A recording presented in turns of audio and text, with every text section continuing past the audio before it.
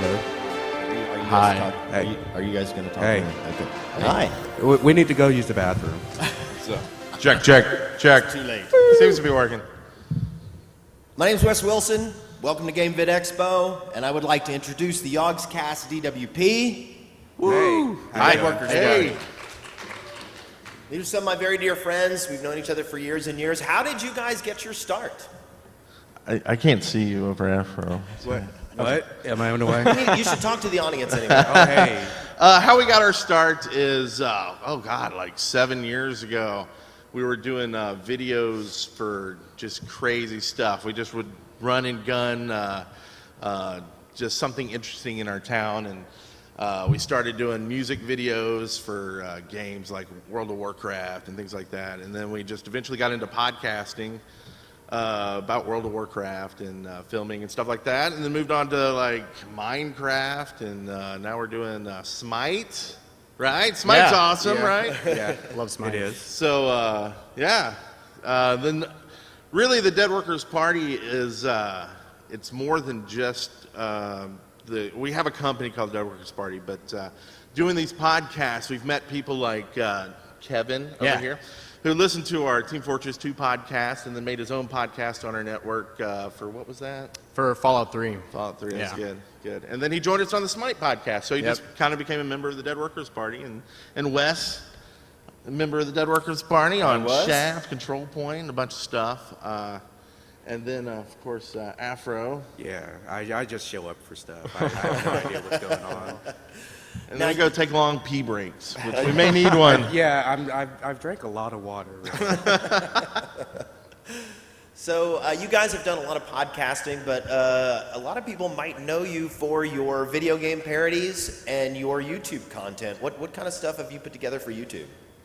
Oh, we do a lot of stuff. A lot of Minecraft stuff, of course, because we love Minecraft. And we're getting a lot more into indie games. We like to do kind of first looks and just play new things all the time, because playing new things is cool and fun.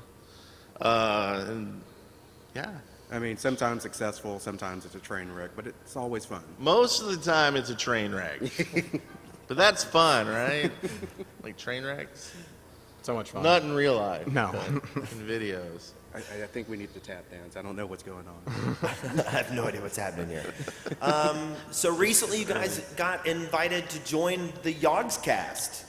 Yeah. Tell us about that. Well, What's Simon I like? need some ice. What's Simon like? Simon's awesome. He laughs a lot and he's funny. It's actually it's been a long process. It's actually been a couple years since we've been talking about joining Yogscast and talking to those guys. And really right now we're trying to find more time to like record stuff with them, because they're of course in Europe and we're in Huntsville, Alabama. So I have to take off work to like record with them. I don't know if you saw an episode of Simple Simon. We were just on theirs, and it was a lot of fun. But it's been a lot of fun. Yogscast is good stuff. Do you feel like a different person now that you've been animated, Brent? Do I feel what? Like a different person now that you've been animated? I see how fat I am now, animated. Like, because they don't pull punches when someone else animates you. Like if I'm gonna edit something, I'll shrink myself down a little bit.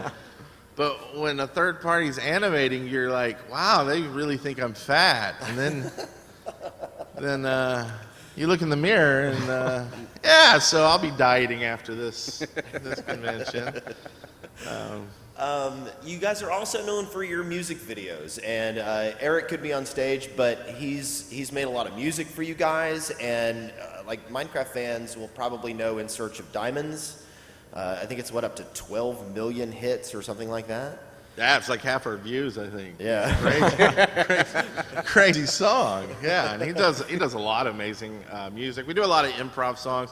You do some improv songs. You did one for Wes. You want to sing that one? I don't want to sing that, but it's high quality, I promise. Come on, let's get him to sing it. Let's not get him to Right. sing that, no. No.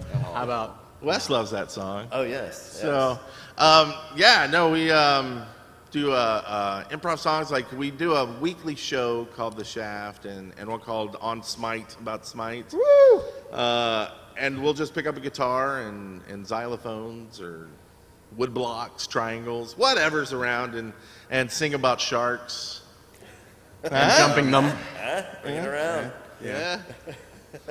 So y'all are doing gaming with Smite and Minecraft a lot. What other games have you guys been branching out into lately? Lately, let's see, we did Lo-Fi Dick Fight. That was an indie game that was a lot of fun. Oh man, WildStar. Yeah. Breaking out into that. What do you think about that? Well, I really liked WildStar, but I especially liked our attempt to play EverQuest. not Landmark, the original. EverQuest 1. EverQuest, and it was, I don't even think Trainwreck really describes it. It was just a horrible, horrible experience. Why? We didn't know where anything was anymore. When we did find something, someone had already killed it and had to respawn. None of us knew how to control anything, and I'm looking at the spell book, and I'm like, I don't know what any of this stuff does. I'll just pick stuff at random and hope it does good things. Yeah, if you've never played EverQuest, like World of Warcraft, like it's an MMO like that, but like World of Warcraft, you have like, what, 20 spells? EverQuest, you had like 400? I had and you're like, 40 pages what do of I spells. do with these things? I think we're also super excited about Star Citizen. Oh, yeah. Yeah, we're planning to maybe do a show about that when it gets in alpha and it gets into beta, hopefully. Does anybody hear Star Citizen? Yeah. Like that? Would you No, listen to a that guy. podcast? So, okay, we got one listener. All right, we're set. That's all we done. need. We're doing it. Done. Star Citizen. Dead Workers Party on Star Citizen. Now, your On Smite show has been getting bigger and bigger. And Smite has been getting bigger and bigger. What is it about that game that you think makes it so fun to talk about and so fun to play? So I like a lot that I think it's really accessible as a game generally. I like the third person because it's different and because, to me, as a first-person shooter player, I'm used to using WASD keys. Like, that makes me feel like it's fun. That's what I'm used to. And I also really like, one of the reasons I don't so much care about things like Dota and LoL, I think is because they use mythology, right? Like, these are characters that are in a way real, and so there's an investment in those characters that are real, as you could say, I guess, but it makes it a lot of fun to play, and you care about them in a way, too, because they're real, or based on real mythology. So I like that a lot. I love being in, like, if you played LoL or Dota, you need to just uninstall and install Smite, because, like, it's all this top-down, you kind of see little characters moving around. Smite, you're, like, in the action, you're throwing a spear, you're, like, doing all this stuff, and it's just non-stop action. And then B, the community. Like, the community is like I played Dota 2 for the first time, and the bots were, like, making fun of me. Yeah. Like, I'm trying to learn the game, and a bot's like, dude, uninstall. And I'm like, okay. So the community is great for Smite, and, those are awesome reasons to play. It looks pretty. It does look pretty. Looks very pretty. And you've got involved with a lot of different gaming communities.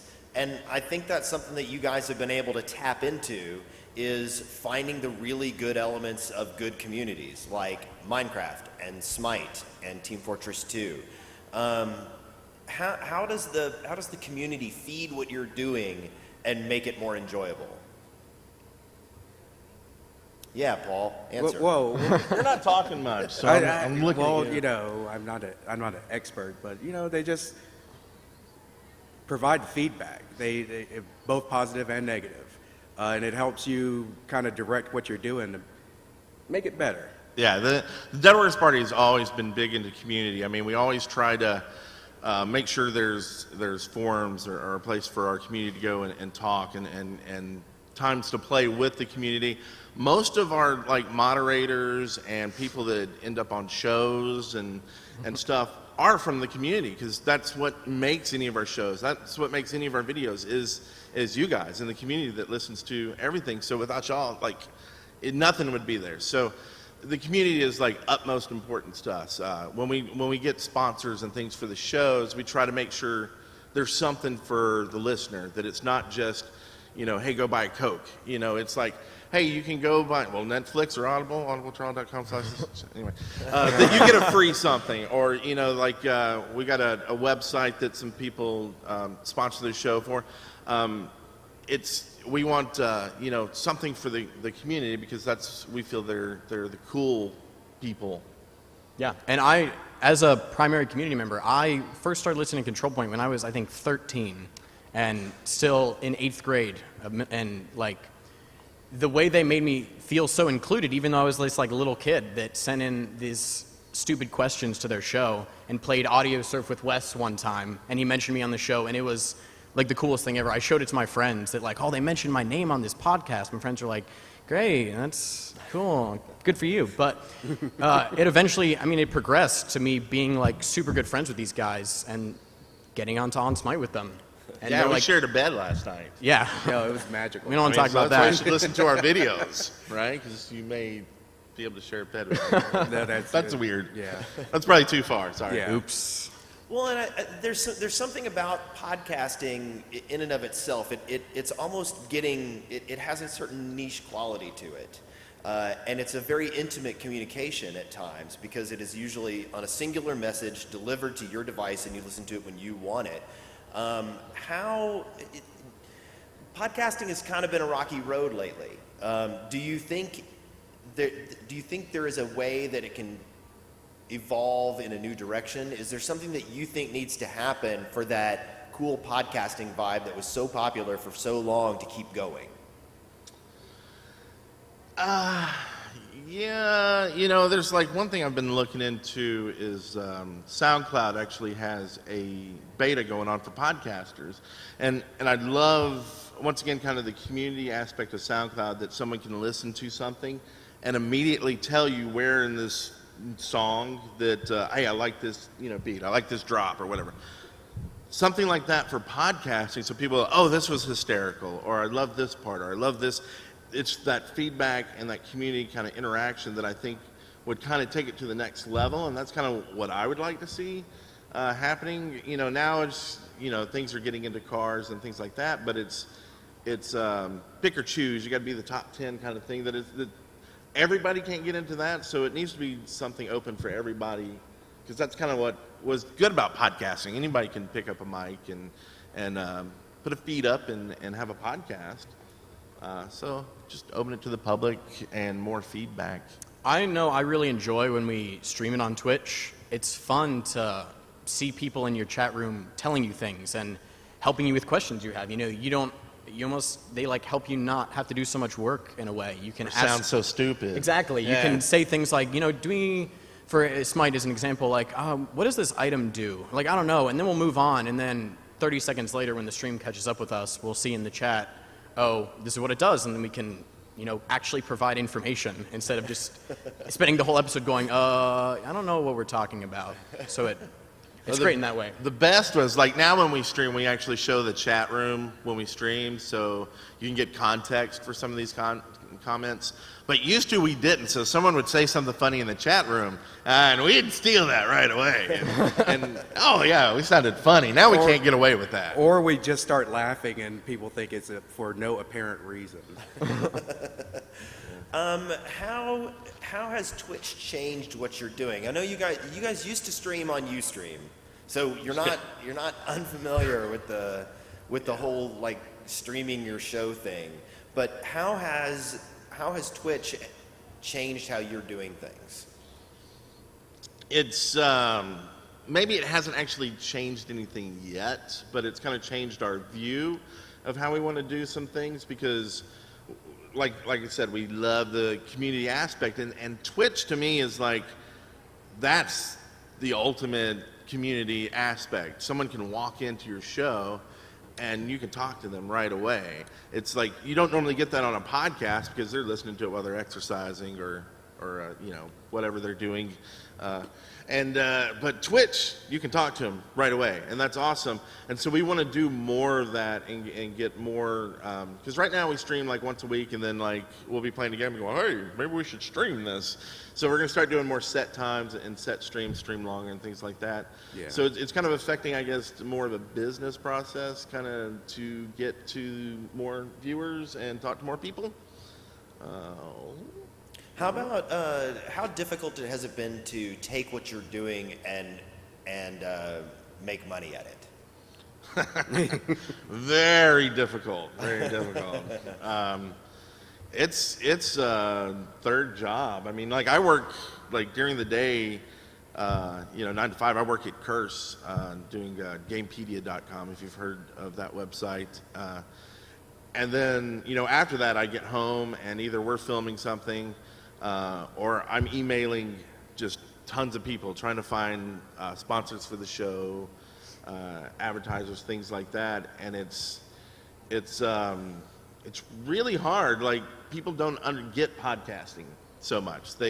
They're stuck in like the web world of like, we want this CPM, and it's like, that's totally different, and there's this engagement that you don't get on a website that you get through a podcast. So everything ends up being like affiliate based because they want to direct, tracking of who's buying their stuff. But we've had Audible as a sponsor for 5 years, and we get a lot of the same people listen. So over the years, you get less and less people listen. So you got to find another sponsor to kind of fill those shoes. You got to find.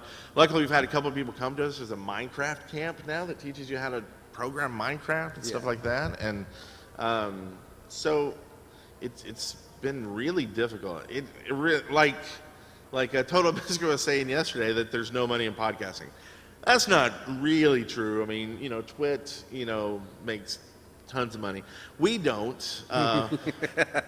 So there's a little truth to it, but yeah. So it's hard making money podcasting. Yeah.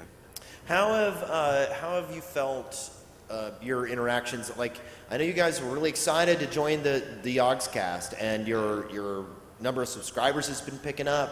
Yeah. How do you feel like joining that group is helping you as an entity? Oh, it's definitely helped. I mean, we did 10% growth since we announced joining them.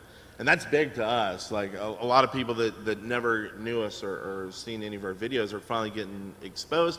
And it was kind of one of the things that, like, in our videos, we would have awesome comments from viewers that'd be like, why don't you get more subs? And we're like, I don't know. Like, tell someone or two people even. And so that's been great. And really now it's going to be seeing how much we can work with them. Because it's one thing having the name, Yogscast DWP, that's one thing, but really to drive traffic, we really need to do a lot of videos with them because they're going to get the traffic, and hopefully people see what we do, like what we do, and then hopefully we'll get traffic from that. That's like GameVidExpo. Hopefully we'll be getting some traffic from this too. Yeah. Like, go watch our stuff, Dead Workers Party. Like, I was at PAX East, made Wes cry because we did a panel.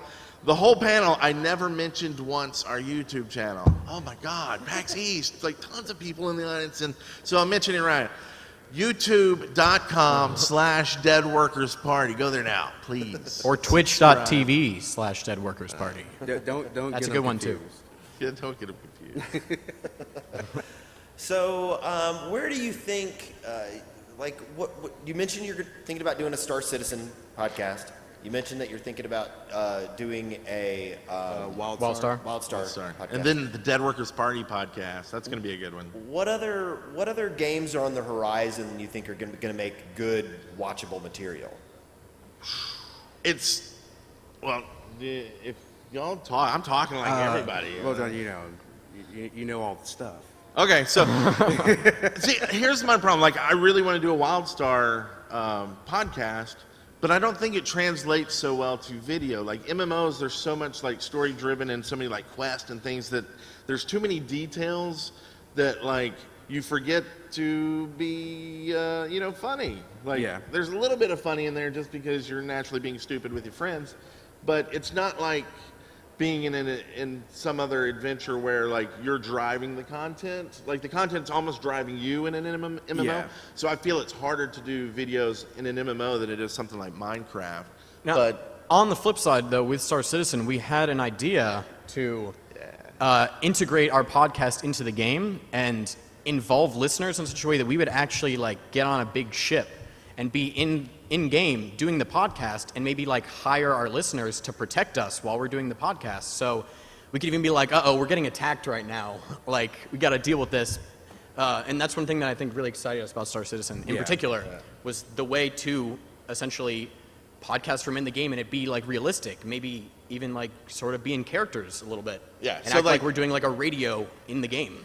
Yeah, because that's I think would be a fun and kind of different aspect of the podcasting is like you're in this game and it doesn't feel like awkward. We're not talking about like cars around our town or something. We're talking about what's in the game as if we're in the game and not complete role play, but where it feels in context. So if you were in your ship flying around Star Citizen and turned on the radio, I guess you had AM or something, and you hear the show, you wouldn't know it was anywhere else but in Star Citizen. Like, that'd be fun.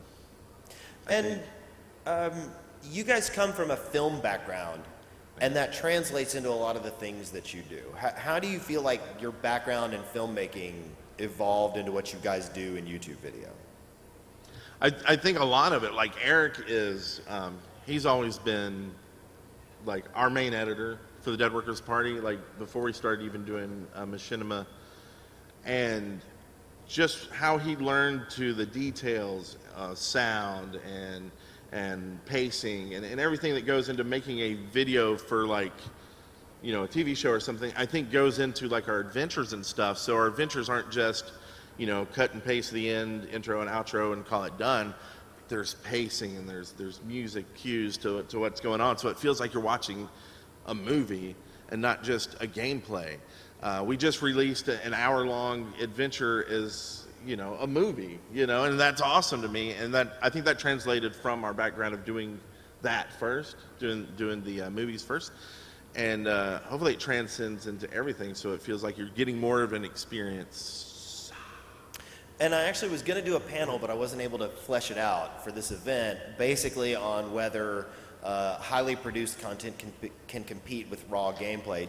What do you feel is the conflict there? So many people love to watch just raw gameplay, but at the same time, on the other side of the spectrum, you have these music videos that took months to make and have millions of views. Where's the middle ground? Yeah, we actually struggle with that every couple months or so, because we talk about maybe we should just go to doing music videos, like, you know, once a month, like pop out an epic music video, right? And then I'm like, but then you don't really need me, Eric. So how about we do some gameplay stuff? So then it's, you know, we need a video a day. So there's really a difference, because the people who do the gameplay stuff well without like much editing, they're really good at it because they've got this really good personality, and they're usually great streamers too, because that personality transcends everything. Editing, we can get away with not being as funny as them, right? Because we can cut out the not funny stuff and keep just the funny stuff. And so there's a difference there. I think both of them can kind of live on the same stage, but you can definitely tell which is which, I think. So you guys have guests on the Shaft every week, people from all over the world. Like, how hard is it on a week-to-week basis to interact with somebody else new and have it work? For me, it's not hard at all. I get there, make sure I have my show notes ready and everything, and then whoever it is, regardless, I just ask questions, because I forget a lot of stuff, so everything's a new adventure for me anyway. That's just kind of how I do the show. Yeah. I think a lot of, especially like Eric and I, we've been doing this so long that we can basically talk to anyone together, and we can kind of roll off what each other's doing, and the pacing kind of is there, whether we have a guest or not. So getting a guest in, it's really dependent on the guest and their personality. Sometimes there's a guest that just rocks. I mean, they just rock, and you just kind of let them go because you want to get more of what they're doing into the show than just us, because, you know, that's their week to do what they can. Some weeks you get guests that maybe aren't as, you know, eloquent. Yeah, we'll go with that.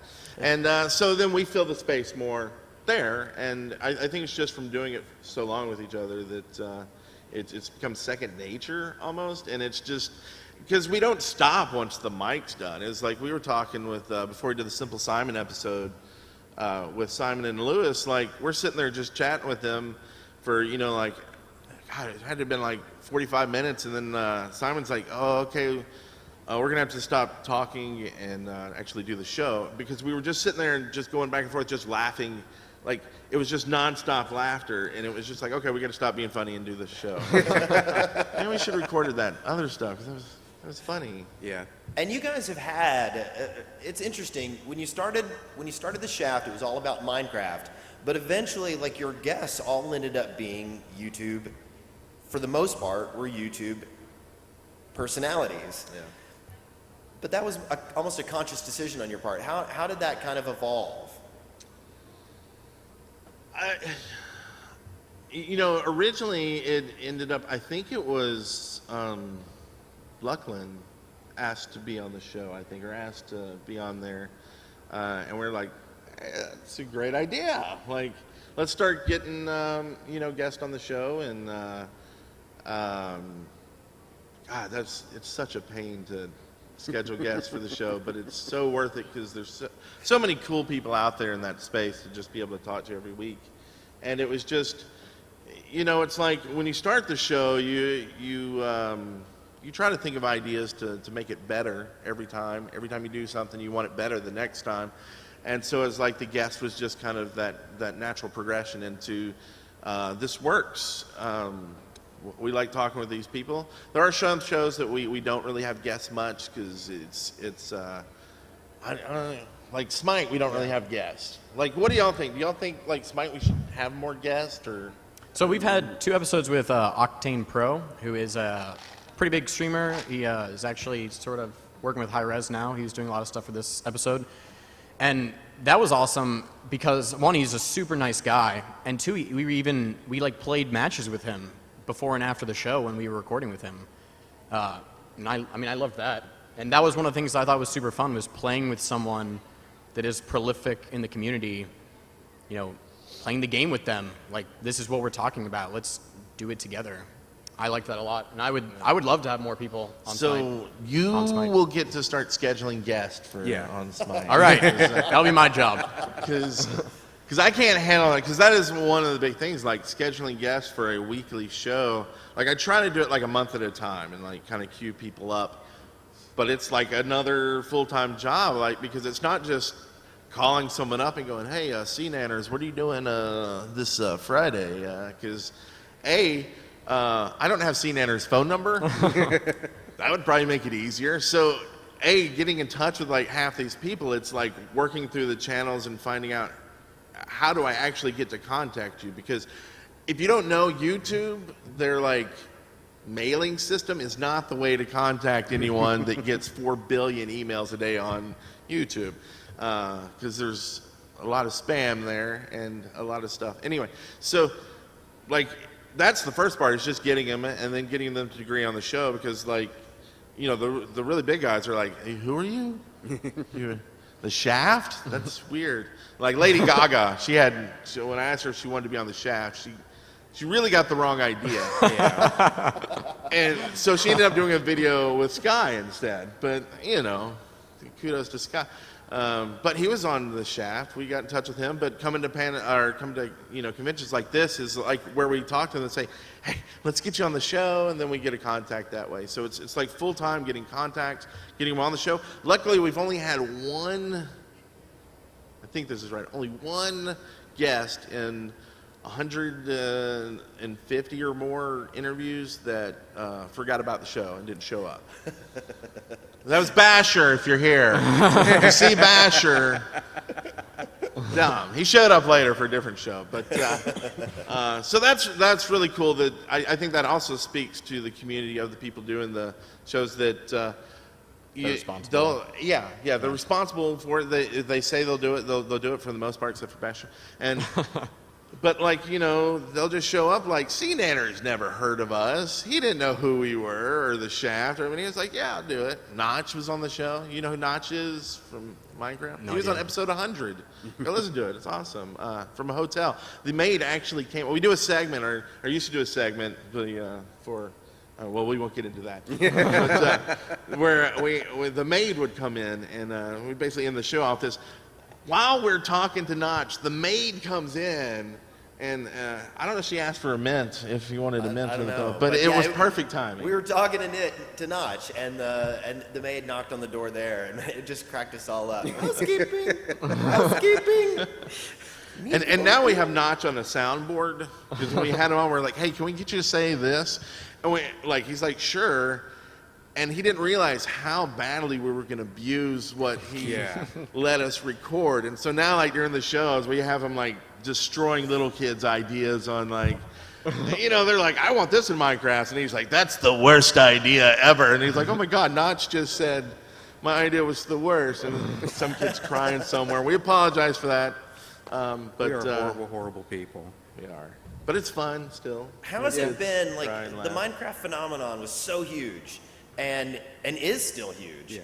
And you guys were there at the beginning, growing with it, and you got to watch it come from. I mean, the Dead Workers Party was in the Minecraft documentary. Yeah. How has it been being kind of like right there next to something that's probably the biggest thing that's happened in gaming in our lifetime? It's been an experience. I mean, it's changed my life for sure. Just all the people I'm like tearing up, weird. Like just all the people that I've met through it, just great friends and everything. It's been more than just another job or anything. It's been just incredible. I don't really even know how to go on that without crying. It was for great, something. Wes. I don't know what's going on. What you got to me, Wes? I don't know what it is. Sorry. Does anybody in the audience have any questions? If you want to, you can just come and step up to the mic. Let's talk a little bit about what you've been doing. Like, for instance, you guys did a Team Fortress 2 podcast. Woo! A podcast about an FPS. And you made it last for 100 episodes. And then 122. Exactly, another 22 later on. You've done 176 episodes of The Shaft. Yeah. And now you're on 40-something of Smite? 43, Yeah. I think. About to reboot Smite. How on earth do you find that much to talk about? It's usually just crudeness to fill the time. I think actually that's where the community comes into it a lot. Like especially the Control Point podcast, which I wasn't on, but I've listened to too many times, is unhealthy. One of the reasons they did that and that it kept it going so long was because they would get to the point where the whole episode would be listener contributions. That's all they would do all episode. That's it. Like, no, they wouldn't even talk about the game barely. Or they'd come in and be like, hey, did you guys play the game this week? Nope. Well, I'm glad you're here, but let's do some listener contributions. Let's talk about Conan Online. Yeah, exactly. And that podcast existed because of its community. Yeah. Like really almost ran out of game content.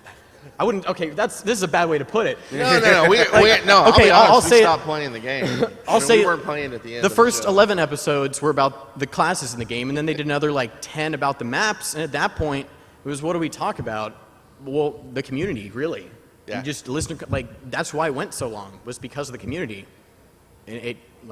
Yeah, and honestly, that's what really drives a show and whether we continue to do the show. Like, we started doing a show on 7 Days to Die, and there was probably as many people listening to it as our Smite podcast, but it wasn't as interactive. People weren't sending in stuff or in the chat room. People just didn't really seem to care as much about the show, so we kind of said, okay, we're going to put that one on the back burner. But the ones where people seem to be enjoying it, playing the game with us, getting that interaction, like, we'll keep doing it for as long as, because we can talk about anything forever, I think. Yeah, Smite, we're about to reboot, so Like, I hope there's people here who play Smite. I know Smite's going on over there. We really actually want to go watch some more Smite, too. But we're about to reboot that show. So even if you don't play Smite, give On Smite a chance on Season 2 because it's about to be ridiculous. About to do some crazy stuff. Things that you just have not seen Off the ever chain. before. I'm not sure I really say approve that, of some of the honestly, stuff, but I'll go along with it. Yeah, just not in... So has Smite started getting which god questions? Yeah. No, let's I fill in hope. the Chibalanque. I want them. segment we're doing. What's cracking? Right? We got some stuff coming. It's going to... For those who don't know, back Blow in the up. old Team Fortress 2 podcast days, there was a point where all the questions that we got were, which class would you want to have dinner with? Which class would you want to go to the movies with? And it got so...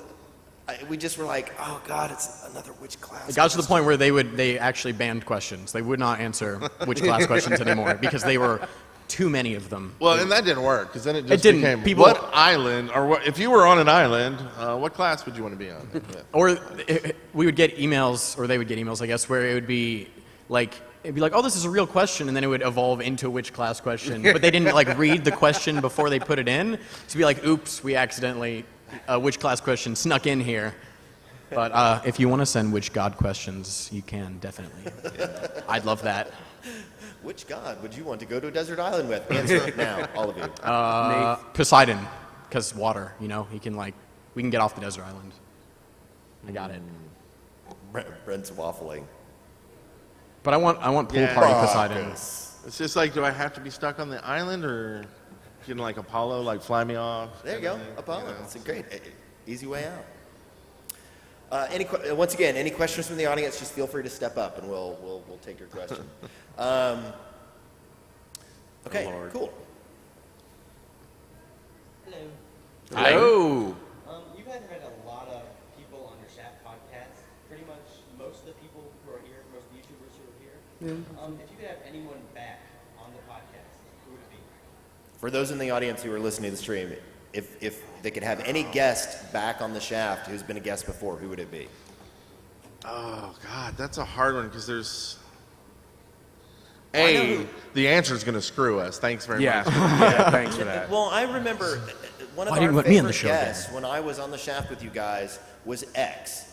Out of nowhere, he was hilarious. Yeah. X is good. Yeah. And he really knew how to. When you're podcasting, you get into something called radio voice, where you kind of, if there's dead air, you're failing, and so you talk all the time, and then if anybody has anything to offer, you hope that they chime in, because if they don't chime in, you're just going to keep talking because Yeah. you're doing radio. Yeah. And X had a chemistry and was able to step in and talk way better than a lot of his contemporaries. It was amazing. Yeah. I mean, yes. Selfishly, I would say, of course, Simon and Lewis, because huge numbers, and they're incredibly funny, and it's always a good show. Of course, Notch agreed to be on 200. Maybe he'll be After or the not, soundboard but, abuse, I'm not sure about that. But one of my favorite episodes, at least this year, was Good. Good actually flew down to Huntsville and came to our studio, and he was actually in the studio with us, and that makes so much difference. Like just being there, and that's one thing I think that makes our show is not better than a lot of podcasts, but it makes it what it is that most of us are there in the room, and it's a whole different ball game than having lag on Skype and being able to talk to someone. Sorry. Yeah, but it is what it is. But so when Good was there, oh my God, it was so funny. I mean, it was just. And it that had was, nothing to do with the margaritas we had beforehand. Yeah. It had everything to do, but that's okay. It's, I remember filter's walking gone. into the studio because I got there late, and I walk in, and they're just laughing, and I'm like, I have no idea what's going on. I'm just going to sit down over here and just absorb what's going on. And then alcohol was put in front of me, and I'm like, okay, I understand now. Thank you. Thank you. Thank you. Caleb, did you have a question? No. This you should have been a wanted to come return and sit up question, here? like who do you want on the show? Go ahead. what kind of tips would you have if you have like you're better at streaming than recording, and you're having trouble with recording more than streaming? Like, what would you say for like to get better at recording? It's a tough one because I would say technically it's just basically do. You know, the more you do it, you'll get better. The technical side of like editing and watching, definitely watching other people who are doing what you want to do. You want to do something that you enjoy as well, and just all that kind of flows through into a good product, and just do it.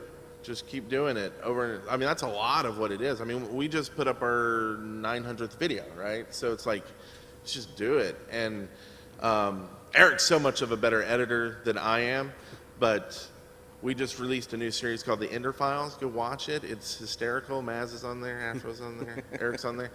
I'm on there. That makes it, right?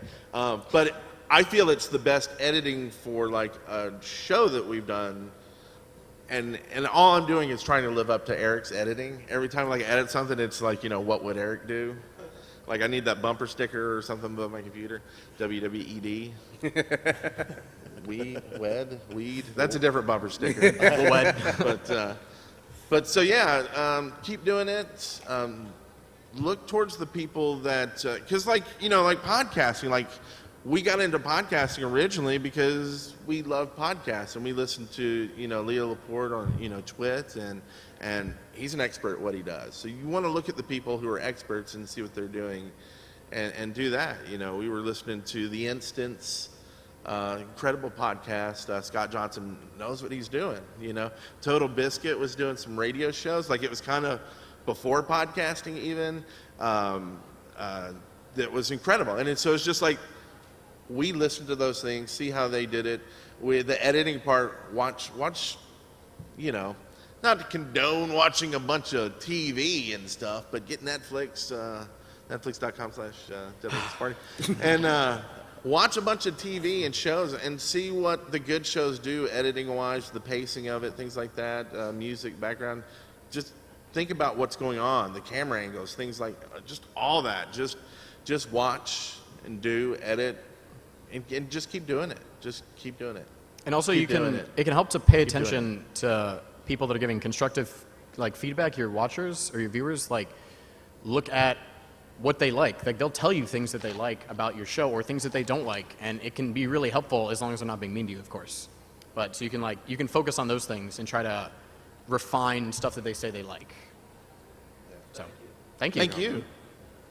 Okay, well, I guess we're going to wind up. Everybody give it up for the Dead Workers Party. You